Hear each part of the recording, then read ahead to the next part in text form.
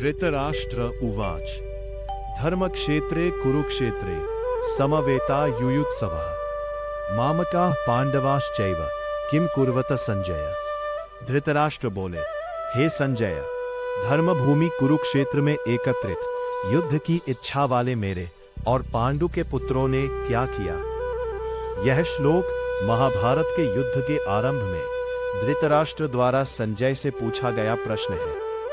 धृतराष्ट्र, जो कि कुरु वंश के राजा और कौरवों के पिता थे, ने संजय से पूछा कि कुरुक्षेत्र में एकत्र हुए उनके पुत्र और पांडवों ने क्या किया। यहाँ धृतराष्ट्र धर्मक्षेत्रे और कुरुक्षेत्रे शब्दों का प्रयोग कर रहे हैं, जो कि युद्ध के मैदान का वर्णन करते हैं। धर्मक्षेत्रे का अर्थ है धर्म का क्षेत्र, जो यह संकेत करता है कि यह युद्ध केवल सत्ता के लिए नहीं, बल्कि धर्म और अधर्म के बीच की लड़ाई भी है। कुरुक्षेत्र का अर्थ है कुरुओं का क्षेत्र, अर्थात कौरवों का क्षेत्र। धृतराष्ट्र की चिंता यह थी कि उनके पुत्र युद्ध में पांडवों के साथ क्या करेंगे, और उन्हें इस बात की उत्सुकता थी कि धर्म और अधर्म के इस महायुद्ध में उनके पुत्र कैसे व्यवहार करेंगे। संजय, जो कि दिव्य दृष्टि से संपन्न थे, धृतराष्ट्र को महाभारत युद्ध के घटनाक्रम का वर्णन करते हैं। इस श्लोक के माध्यम से गीता का प्रारंभ होता है, जिसमें धर्म और अधर्म, न्याय और अन्याय के बीच संघर्ष की गूंज सुनाई देती है। संजय उवाच दृष्ट्वा तु पांडवानिकं व्यूढ़ं दुर्योधनस्तदा आचार्यमुपसंगम्य राजा वचनम अब्रवीत। अर्थात संजय बोले, उस समय राजा दुर्योधन ने व्यूह रचनायुक्त पांडवों की सेना को देखा और द्रोणाचार्य के पास जाकर यह वचन कहा। इस श्लोक में महाभारत युद्ध के प्रारंभिक दृश्य का वर्णन किया गया है। जब कौरवों के सेनापति दुर्योधन ने पांडवों की सेना को युद्ध के लिए सुसज्जित और व्यवस्थित देखा, तो वह अपने गुरु द्रोणाचार्य के पास गए। दुर्योधन के इस कार्य से उसकी मानसिक स्थिति और भावनाओं का पता चलता है। वह पांडवों की सेना को देखकर चिंतित और थोड़ा भयभीत था, क्योंकि उसे समझ आ रहा था कि यह युद्ध इतना आसान नहीं होगा। उसे पांडवों की ताकत का आभास हो गया था, और इसलिए वह अपने गुरु के पास जाकर उन्हें सूचित करना चाहता था। दुर्योधन की इस मनोस्थिति से हमें यह समझ में आता है कि युद्ध के प्रारंभ में ही उसे अपनी सेना की शक्ति और पांडवों की शक्ति का आकलन करने की आवश्यकता महसूस हो रही थी। यह घटना दुर्योधन की चिंता, उसके अहंकार और उसकी राजसी प्रतिष्ठा के प्रति उसके लगाव को भी दर्शाती है। इस प्रकार यह श्लोक महाभारत के युद्ध के प्रारंभिक क्षणों में कौरवों की मानसिकता और दुर्योधन के भीतर चल रही भावनात्मक उथल-पुथल को उजागर करता है। यत् पश्यैतां पांडुपुत्राणाम आचार्य महतीं चमो व्यूढ़ां द्रुपदपुत्रेण तव शिष्येण धीमता। अर्थात, हे आचार्य, आपके बुद्धिमान शिष्य द्रुपदपुत्र धृष्टद्युम्न द्वारा व्यूहाकार खड़ी की हुई पांडुपुत्रों की इस बड़ी भारी सेना को देखिए। इस श्लोक में दुर्योधन की चिंता और पांडवों की सेना के प्रति उसकी गंभीरता स्पष्ट होती है। वह अपने गुरु द्रोणाचार्य का ध्यान इस ओर आकर्षित करना चाहता है कि पांडवों की सेना को एक सक्षम और बुद्धिमान योद्धा द्वारा व्यवस्थित किया गया है। यहाँ द्रुपदपुत्र धृष्टद्युम्न का उल्लेख महत्वपूर्ण है, क्योंकि वह द्रोणाचार्य का शिष्य होने के बावजूद पांडवों की ओर से युद्ध में भाग ले रहा है। यह दुर्योधन के मन में असुरक्षा और संदेह उत्पन्न करता है, क्योंकि उसे अपने ही गुरु के शिष्य द्वारा सजाई गई सेना का सामना करना है।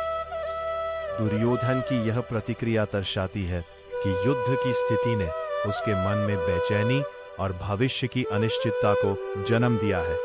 वह जानता है कि पांडवों की सेना में न केवल संख्या में बल है, बल्कि उसकी संरचना और नेतृत्व में भी सामर्थ्य है।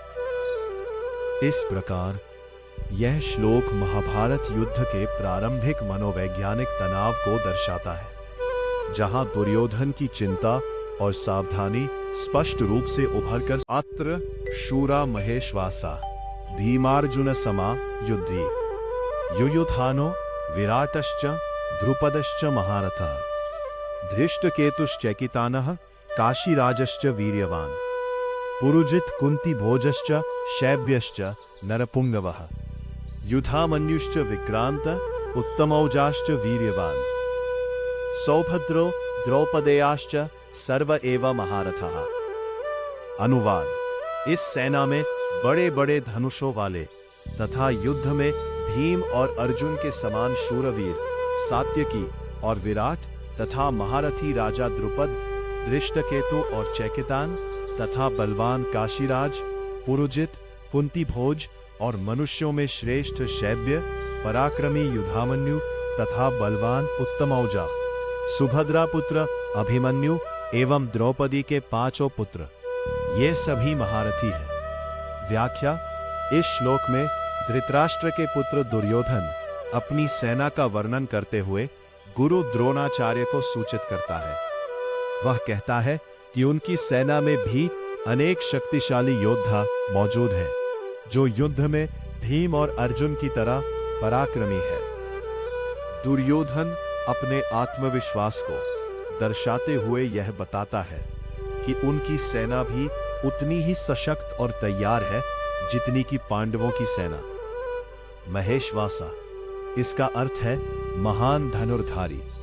यह विशेषण उन योद्धाओं के लिए प्रयोग किया गया है जो धनुष बाण चलाने में अत्यधिक निपुण है। भीमार्जुन समा युद्धि, इसका अर्थ है युद्ध में भीम और अर्जुन के समान। यह योद्धाओं की वीरता और युद्ध कौशल की तुलना पांडवों के प्रमुख योद्धाओं भीम और अर्जुन से की जा रही है, जो अपनी अपार शक्ति और युद्ध कौशल के लिए प्रसिद्ध थे। युयुधान, सात्यकी, श्री कृष्ण का प्रिय अनुयायी और यादव कुल का प्रमुख योद्धा। वह अपनी वीरता और युद्ध कौशल के लिए विख्यात था। विराट, मत्स्य देश के राजा और पांडवों के अज्ञातवास के समय उनके रक्षक। विराट भी एक महत्वपूर्ण महारथी थे। द्रुपद, पांचाल के राजा और द्रौपदी के पिता, वह भी एक शक्तिशाली योद्धा और द्रोणाचार्य के पूर्व मित्र थे। दुर्योधन इस श्लोक में अपने योद्धाओं की वीरता को दर्शाने का प्रयास कर रहे हैं, ताकि वे अपने गुरु द्रोणाचार्य को आश्वस्त कर सकें कि उनकी सेना युद्ध के लिए पूरी तरह तैयार है। इस श्लोक से यह भी स्पष्ट होता है कि दुर्योधन ने अपने योद्धाओं की क्षमता को पहचाना और उन्हें प्रेरित करने का प्रयास किया। यह श्लोक महाभारत के युद्ध की भव्यता और उसमें भाग लेने वाले महान योद्धाओं की ताकत को प्रदर्शित करता है, जो एक विशाल और निर्णायक युद्ध के लिए तैयार हो रहे हैं। इस श्लोक में संजय धृतराष्ट्र को महाभारत के युद्ध के मैदान का दृश्य दिखा रहे हैं, जिसमें वे विभिन्न योद्धाओं का वर्णन कर रहे हैं जो पांडवों की ओर से लड़ने के लिए एकत्रित हुए हैं।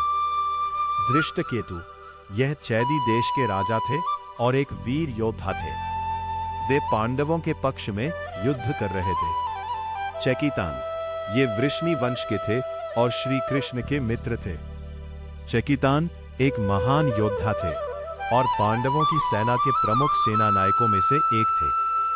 काशीराज, काशी के राजा, जो अपने शौर्य और वीरता के लिए प्रसिद्ध थे, वे पांडवों के समर्थन में खड़े थे। पुरुजित और कुंती भोज, ये दोनों पांडवों की माता कुंती के भाई थे, इसलिए वे पांडवों के मामा थे। उन्होंने अपने भांजों का समर्थन करने का निश्चय किया था। शैब्य, ये एक प्रतिष्ठित और आदरणीय राजा थे, जो अपनी नीतियों और धार्मिकता के लिए फेमस थे। वे भी पांडवों की सेना में शामिल थे। इस श्लोक में वर्णित सभी योद्धा महान पराक्रमी और साहसी थे और पांडवों के प्रति उनकी निष्ठा और समर्थन उन्हें धर्मयुद्ध में विशेष महत्व प्रदान करता है। ये योद्धा महाभारत के युद्ध में महत्वपूर्ण भूमिका निभाने वाले थे। इस श्लोक में धृतराष्ट्र द्वारा अपने सेनापति संजय से पांडवों की सेना का विवरण देते हुए कहा गया है। वो बताता है कि पांडवों की सेना में प्रमुख योद्धाओं में युधामन्यु, उत्तमौजा, अभिमन्यु जो सुभद्रा के पुत्र हैं और द्रौपदी के पुत्र भी शामिल हैं। ये सभी महारथी महान योद्धा हैं जो युद्ध कौशल और वीरता में अत्यंत निपुण हैं। यहाँ विशेष रूप से महारथा शब्द का प्रयोग किया गया है, जिसका अर्थ है कि ये योद्धा न केवल शारीरिक शक्ति में प्रबल है बल्कि युद्ध की रणनीति और कला में भी निपुण है। यह इस बात की ओर संकेत करता है कि पांडवों की सेना केवल संख्या में ही नहीं बल्कि गुणवत्ता में भी अत्यंत मजबूत है। यह उल्लेख इसलिए महत्वपूर्ण है कि इससे धृतराष्ट्र को यह अंदेशा हो जाता है कि कौरवों के लिए यह युद्ध आसान नहीं होगा, क्योंकि पांडवों के पास भी श्रेष्ठ योद्धा अस्माकं तु विशिष्टा ये तान् निबोध द्विजोत्तम नायका मम सैन्यस्य संज्ञार्थम तान् ब्रवीमीते। अनुवाद: हे ब्राह्मण श्रेष्ठ, अपने पक्ष में भी जो प्रधान है उनको आप समझ लीजिए। आपकी जानकारी के लिए मेरी सेना के जो सेनापति हैं उनको बतलाता हूँ। व्याख्या: यह श्लोक महाभारत के युद्ध के आरंभिक समय का वर्णन करता है। कुरुक्षेत्र के युद्ध के मैदान में कौरवों और पांडवों की सेनाएं आमने सामने खड़ी हैं। इस श्लोक में धृतराष्ट्र का पुत्र दुर्योधन अपने गुरु द्रोणाचार्य से अपने पक्ष के वीर योद्धाओं का परिचय करा रहा है। दुर्योधन यहाँ द्रोणाचार्य को अपने पक्ष के विशिष्ट योद्धाओं के बारे में बता रहा है ताकि द्रोणाचार्य उनकी शक्तियों और योग्यताओं को जान सके और उन्हें उचित रूप से निर्देशित कर सके। वह यह भी दर्शाता है कि कौरवों की सेना में महान योद्धाओं की कमी नहीं है और वे पूरी तैयारी के साथ युद्ध के लिए तत्पर हैं। इस प्रकार वह द्रोणाचार्य से अपने सेनापतियों का परिचय कराने के लिए कहता है, जो उसके आत्मविश्वास और अपनी सेना की शक्ति के प्रति उसके विश्वास को भी दर्शाता है। यह श्लोक यह इंगित करता है कि दुर्योधन अपनी सेना की शक्तियों और कमजोरियों को जानने और उन्हें सुव्यवस्थित करने में तत्पर था, जिससे यह सुनिश्चित हो सके कि युद्ध में उसे विजय प्राप्त हो सके। यह एक राजा की रणनीतिक सोच और अपने गुरु के प्रति सम्मान को भी प्रकट कर। भवान भीष्मश्च कर्णश्च कृपश्च समितिञ्जयः अश्वत्थामा विकर्णश्च सौमदत्तिस्तथैव च। अनुवाद: आप द्रोणाचार्य और पितामह भीष्म तथा कर्ण और संग्राम विजयी कृपाचार्य तथा वैसे ही अश्वत्थामा, विकर्ण और सौमदत्त का पुत्र भूरिश्रवा। इस श्लोक में दुर्योधन अपनी सेना के महान योद्धाओं का वर्णन कर रहा है। वह अपने सेनापति द्रोणाचार्य को याद दिला रहा है कि उनकी सेना में कितने सारे शक्तिशाली और अनुभवी योद्धा हैं।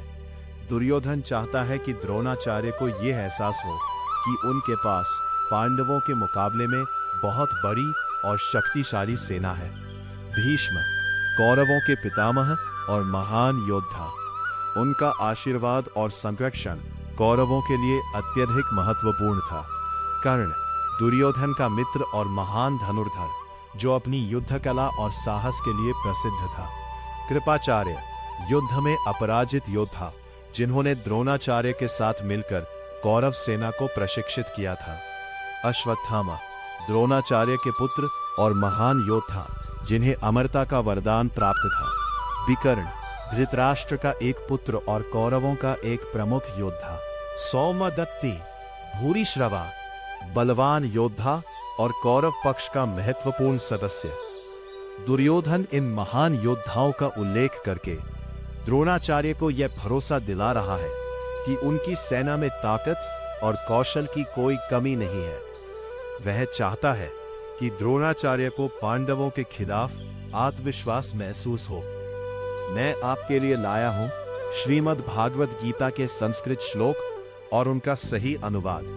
तो यदि आप श्रीमद् भागवत गीता के सभी श्लोक समझना चाहते हैं तो अभी सब्सक्राइब करें।